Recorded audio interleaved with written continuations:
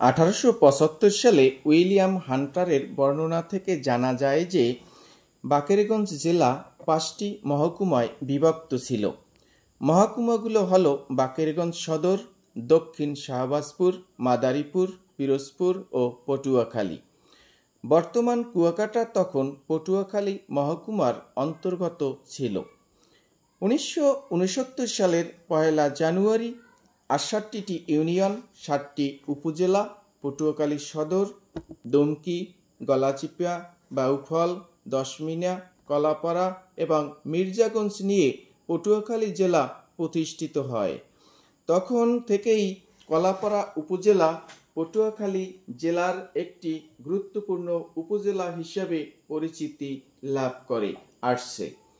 আর কলাপাড়া উপজেলার একটি গুরুত্বপূর্ণ ইউনিয়ন হচ্ছে লতাচাপলি, যেখানে ঐতিহাসিক স্থান কুয়াকাটার অবস্থান। কুয়াকাটার কারণে পটুয়াখালী জেলার পরিচিতি সর্বত্র।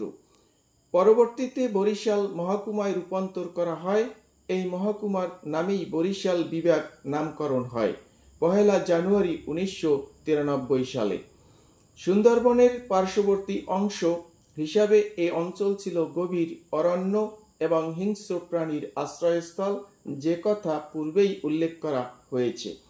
এইসব হিংস্র প্রাণীকুল তাড়িয়ে জঙ্গল পরিষ্কার করে রাখাইন উপজাতি বসতি শুরু করে। সেই হিসাবে রাখাইনরা এই অঞ্চলের প্রথম আদিবাসী।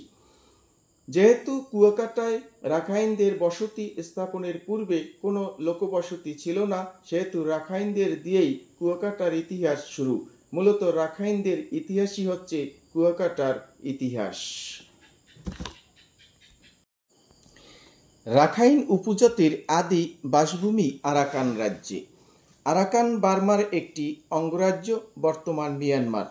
তারা মঙ্গোলীয় জাতির একটি ক্ষুদ্র জনগোষ্ঠী। রাখাইন শব্দটির উৎপত্তি হয়েছে রক্ষ ধাতু থেকে। এর অর্থ রক্ষা করা। পালি ভাষায় রাখাইন অর্থ রক্ষা বা রক্ষণশীল। রাখাইন পণ্ডিতদের মতে, যারা সাংস্কৃতিক, ভাষাগত, ধর্মীয় জীবনযাপনে নিজস্ব প্রথা, প্রতিষ্ঠান এবং ঐতিহ্যকে সংরক্ষণ ও লালন করে, তারাই রাখাইন। মগ এবং রাখাইন দুটি ভিন্ন জনগোষ্ঠী, যদিও উভয়ই মঙ্গোলীয় জাতি থেকে সৃষ্টি এবং উভয়েরই আদি নিবাস আরাকানে। কারো কারো মতে মগ এর আধুনিক সংস্করণ রূপ হচ্ছে রাখাইন। সত্যেন্দ্র ঘোষালের মতে মগ শব্দটি উদ্ভূত হয়েছে সংস্কৃত শব্দ মাগদু থেকে, যার অর্থ জলদস্যু। অন্য অর্থে বর্মী শব্দ মঙ্গ থেকে মগ শব্দটির উৎপত্তি। মঙ্গ শব্দটি বর্মীয় ধর্মীয় উপাধি হিসাবে ব্যবহার করেন। তাদের ধারণা, অতি প্রাচীনকালে মগধ রাজ্য থেকে অনেক হিন্দু, বৌদ্ধ ও জৈন ধর্ম অবলম্বী ব্যক্তিবর্গ ধর্মপ্রচার ও উপনিবেশ স্থাপনের উদ্দেশ্যে আরাকান ও বার্মায় আগমন করেন। মগধ থেকে আগত এবং স্থানীয় যারা বৌদ্ধ ধর্ম গ্রহণ করেন, কালক্রমে তারা সবাই নিজেদের অভিজাত প্রমাণ করার উদ্দেশ্যে মাগধী পরিচয় দিতে থাকেন। এই কারণে আরাকানের রাজা এবং সম্ভ্রান্ত বংশীয়রা চিরকাল নিজেদের মগধ রাজবংশোদ্ভূত এবং ব্রাহ্মণ গোত্রীয় দাবি করেন। ডক্টর আহমদ শরীফ তথ্য প্রমাণাদি দিয়ে বলেছেন, মগ প্রত্যক্ষ আরাকানি অর্থে এবং পরোক্ষ মগধ সম্ভূত আরাকানি বৌদ্ধ রাজকীয় অর্থে ব্যবহৃত হয়।